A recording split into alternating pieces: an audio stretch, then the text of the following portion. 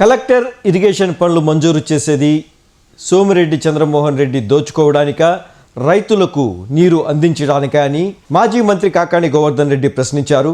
ఆయన పొదలకూరు మండలంలోని చెన్నారెడ్డిపాళెం, నావూరుపల్లి, బత్తులపల్లి, భోగసముద్రం గ్రామాల్లో పర్యటించారు. రైతులు, గ్రామస్తులతో కలిసి సాగునీటి కాలువలను, ఎండిపోతున్న వరి పొలాలను పరిశీలించారు.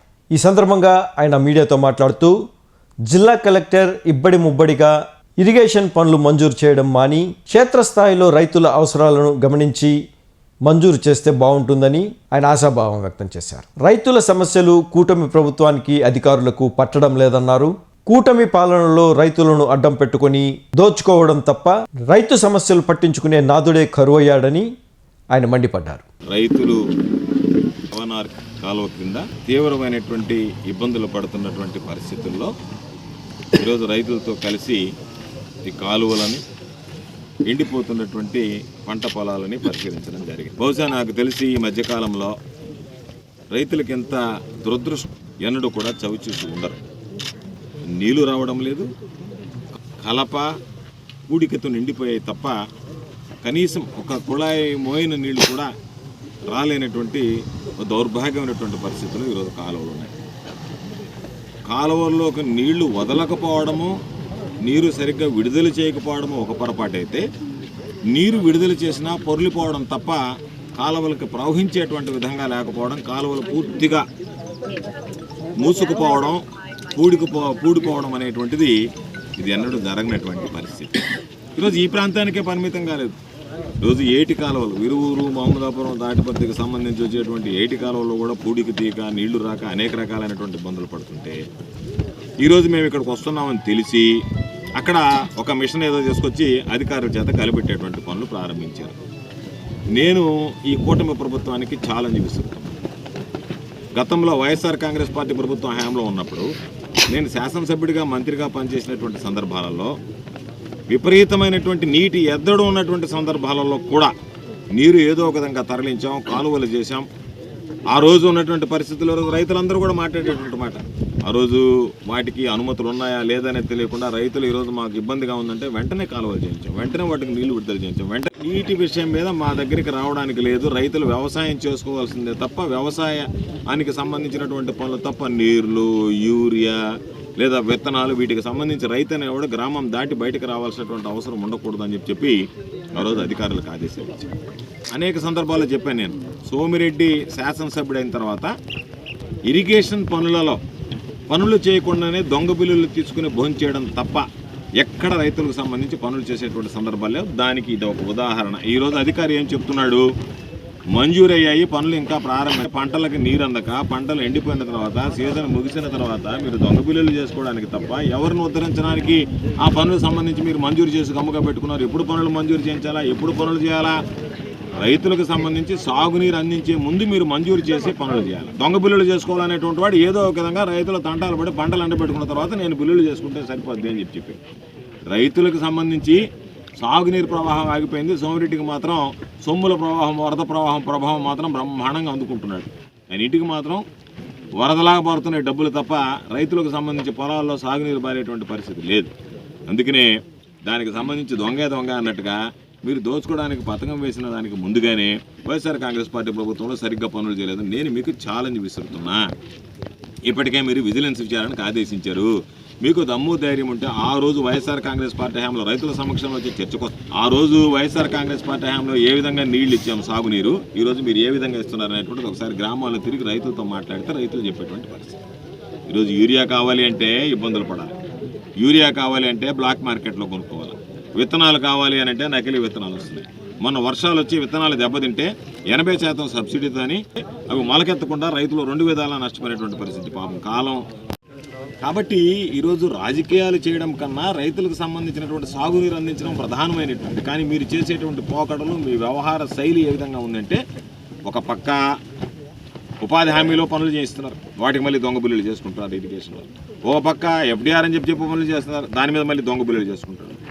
ఓఎండ్ఎం అని చెప్పి ఆపరేషన్ అండ్ మెయింటెనెన్స్ కింద నిర్వహణ మరమ్మతులకు సంబంధించి ఆ రోజు పనులు మంజూరు చేసుకుంటున్నారు, మరలా దొంగ బిల్లులు. మొన్న మోంతా తుఫానుకు సంబంధించి ఒక 17 కోట్ల రూపాయలు చేసుకుని మరలా ఈరోజు దిత్వా తుఫానుకు సంబంధించి మరో 15 కోట్లు 20 కోట్ల రూపాయలకు ప్రతిపాదనలు పెడితే జిల్లా కలెక్టర్ గారు 15 కోట్లు ఇస్తారు. జిల్లా కలెక్టర్ గారు ఏసీ రూముల్లో కూర్చుని ఈరోజు ఎదుగులు మంజూరు చేయడం కాదు, జిల్లా కలెక్టర్ గారికి చిత్తశుద్ధి ఉంటే వెంటనే ఈ కాలువలు సందర్శించాలి, ఈ రైతులతో మాట్లాడాలి, రైతులకు సంబంధించినటువంటి సమస్యల్ని పరిష్కరించాలి. జిల్లా కలెక్టర్ ఆ విధంగా కాకుండా ఎమ్మెల్యే అడిగాడు కాబట్టి నేను పనులు మంజూరు చేస్తా, ఎమ్మెల్యే పనులు చేయకుండానే డబ్బులు తినేస్తాడు, నాను ఇక్కడ కంటిన్యూ చేస్తాను, నెల్లూరు జిల్లాలో నేను కలెక్టర్గా ఉంటే చాలు అన్నటువంటి విధంగా వ్యవహరిస్తున్నాడు తప్ప ప్రజల బాధలు రైతుల సమస్యలు ఈ అధికారులకు పడుతున్నాయా? ఇంజనీరింగ్ అధికారులు ఏం చేసినట్టు, కలెక్టర్ గారు ఏం చేసినట్టు, దీని మీద పత్రికల్లో కథనాలు వస్తుంటే మీరు ఎందుకు స్పందించడం లేదు అంటే ఈ ప్రభుత్వం కానీ ప్రభుత్వ యంత్రాంగం కానీ అధికారులు కానీ రైతుల్ని మీరు లైట్గా తీసుకుంటున్నారా? రైతులంటే మీకు లెక్కలేదా? లక్ష్యమా? రైతుల పట్ల మీరు ఎందుకు రైతులకు సంబంధించినటువంటి సాగునీరు అందించడంలో ఈరోజు మేము ఎందుకు తిరుగుతున్నాం, అధికారంలో లేకపోయినా రైతుల పక్షాన్ని ఎందుకు నిలబడుతున్నాం? కనీసం మా గళం విప్పితేనైనా మీరు వచ్చి పనులు చేస్తారు, మీరు దానికి సంబంధించి వాళ్ళకి ఏదైనా సరే అమ్మ వీళ్ళు వస్తారేమో అనేటువంటి భయం అధికారుల్లో ఉంటుంది కాబట్టి ఆ మేరైనా పనులు జరుగుతాయని చెప్పని ఈరోజు గ్రామాల్లో పర్యటిస్తున్నాం. అందులో భాగంగా ఈరోజు ఎన్ని రకాలైనటువంటి ఇబ్బందులు పడ్డారు రైతులు. యూరియాని మీరు అందించలేకపోయారు. వైఎస్ఆర్ కాంగ్రెస్ పార్టీ ప్రభుత్వంలో నేను వ్యవసాయ శాఖ మంత్రిగా పనిచేశాను. రైతులకు సంబంధించి ఎంత యూరియా కావాలి అంటే రైతు ఆ గ్రామం వదిలి బయటకు వెళ్లాల్సినటువంటి అవసరం లేకుండా గ్రామ సచివాలయాల దగ్గర ఎంత కావాలంటే అంత సరఫరా చేసేది, కానీ చేసేటువంటి పరిస్థితి కనిపించదు. కాబట్టి ఇవన్నీ మనసులో ఉన్నాయి. ఏ రోజు చంద్రబాబు ఉన్న ఈ రాష్ట్రానికి అరిష్టమే, అదేవిధంగా ఈ జిల్లాలకు కూడా ఈరోజు అంతో ఇంతో నీళ్లు సోమశిల నుంచి తెచ్చుకోగలుగుతున్నాం అంటే మహానేత రాజశేఖర రెడ్డి గారు, జగన్మోహన్ రెడ్డి గారి హయాంలో జరిగినటువంటి పనుల ద్వారా వస్తుంది. ఇప్పటి నుంచి శ్రీశైలంకి జలాలు వస్తాయి. జలాలు నొక్కిన 44,000 క్యూసెక్కులకి సామర్థ్యాన్ని పెంచినటువంటి ఘనత రాజశేఖర రెడ్డి గారు. ఈరోజు ఏడన్నా అధికారులు అడిగితే మాకు నీళ్లు అరదట్లు అన్నారు. అందుకే రాయలసీమ లిఫ్ట్ ఇరిగేషన్ పెడితే శ్రీశైలం జలాశయం నుంచి 800 అడుగుల దిగువ భాగాన్ని నుంచే దాదాపుగా 8 టీఎంసీలు రోజుకి తెలంగాణ వాళ్ళు తీసుకువెళ్ళిపోతుంటే ఒక 3 టీఎంసీలు మనం తరలిస్తే చివరి ఆయకట్, అదేవిధంగా చివరి తడులు ఏదన్నా ఉంటే నీటికి అర్ధట్లు ఏర్పడ్డప్పుడు దాదాపుగా 3-4 తడులు కొరవబోయి పాప రైతులు వదిలేసి నష్టపోయేటువంటి పరిస్థితుల్లో మనం ఖచ్చితంగా లిఫ్ట్ ద్వారా నీళ్లు తెచ్చుకోగలిగితే 1,00,000 ఎకరాల పైచులకు పండించుకునేటువంటి అవకాశం ఉంటుంది. ఒక్క ఎకరా కూడా ఎండిపోకుండా ఇన్సూరెన్స్ లాగా పనిచేస్తుందంటే ఆ రాయలసీమ లిఫ్ట్ ఇరిగేషన్కి సంబంధించి ఆ రోజు రేవంత్ రెడ్డితో మాట్లాడి రేవంత్ రెడ్డికి అమ్ముడుపోయి ఈరోజు ఆ పథకాన్ని అటకెక్కించావు. ఈరోజు అదే రాయలసీమ లిఫ్ట్ ఇరిగేషన్ అని ఉంటే నెల్లూరు జిల్లాకు వరప్రదాయం. జగన్మోహన్ రెడ్డి గారు చెప్పినట్టుగా నెల్లూరు జిల్లాకు సంబంధించి పంట వేసుకుంటే మాకు ఏమి ఇబ్బంది లేదు, ఖచ్చితంగా మాకు నీరు వస్తుందనేటువంటి ధైర్యం ఉండేది. ఈరోజు ఆ ధైర్యము కోల్పోయారు, లేదా ఉన్న నీళ్లు సమర్థవంతంగా ఇవ్వలేనటువంటి దుస్థితులు ఈరోజు చేరిపోయారు. ఈరోజు కాలువల పరిస్థితి చూస్తే ఇబ్బందిగా ఉంది. రైతులు గోడుగోడమంటున్నారు. పండించినటువంటి పంటకి ఈరోజే మరలా చెప్తున్నాం, ఇప్పటికే రైతులకి సమృద్ధిగా సాగునీరు అందించాలి, తప్పనిసరిగా వైఎస్ఆర్ కాంగ్రెస్ పార్టీ పోరాటం చేస్తుంది. దానితో పాటు దానికి మేము ధాన్యం కొనుగోలు కేంద్రాలు చేసామని రిబ్బన్ కటింగ్ ఇచ్చిపోవడం కాదు, మీ కటింగ్లని చాలా చూసాం. ఖచ్చితంగా రైతులు పండించినటువంటి పంట ఏదైతే ఉందో ఆ పంటని కనీస మద్దతు ధరకి ప్రభుత్వం కొని తీరాల్సిందే. చంద్రబాబు నాయుడు మీద మెడలు వంచేనా, ఈ ప్రభుత్వం మీద ఒత్తిడి పెంచేనా, ఖచ్చితంగా రైతుల పక్షాన నిలబడి రైతులు నష్టపోసాగిస్తాం.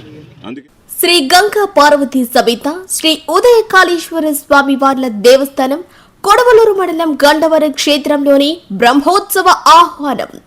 ఈ నెల 11 నుంచి 19 వరకు బ్రహ్మోత్సవాలు జరుగును. 14న రావణాసుర, 15న మహాశివరాత్రి వెండి నంది సేవ, 16న కళ్యాణం, 17న రథోత్సవం, తెప్పోత్సవం జరుగును. ఈ నెల 14న ఎద్దుల ప్రదర్శన శనివారం ఉదయం 7 గంటలకు ప్రారంభమగును. ఉత్సవాల సందర్భంగా ప్రతినిత్యం ప్రత్యేక సాంస్కృతిక కార్యక్రమాలు జరుగుతాయి. ఉత్సవాలు నారాయణ విద్యా సంస్థల GM Vemireddy Vijayabhaskar Reddy, Andhra Pradesh civil supply director Vemireddy Pattabhirami Reddy ఆధ్వర్యంలో నిర్వహించబడును. ఇట్లు ఆలం మాలకొండయ్య, చైర్మన్ శ్రీ ఉదయ కాళేశ్వర స్వామి దేవాలయం, గండవరం క్షేత్రం.